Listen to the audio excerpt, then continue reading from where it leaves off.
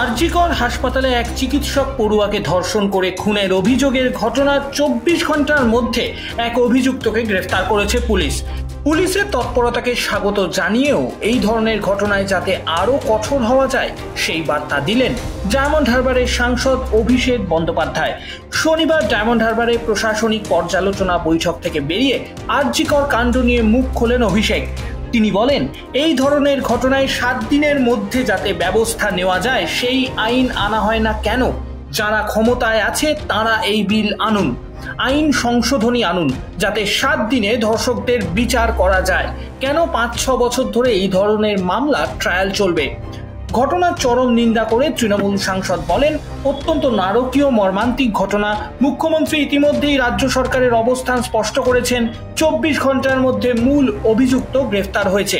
একই সঙ্গে তার আক্ষেপ, আমাদের দেশের আইন এমন যেখানে অনেকে চাইলেও কিছু করতে পারে না। এই ধরনের অপরাধীদের সমাজে থাকার বিন্দুমাত্র অধিকার নেই বলেও মন্তব্য করেন অভিষেক।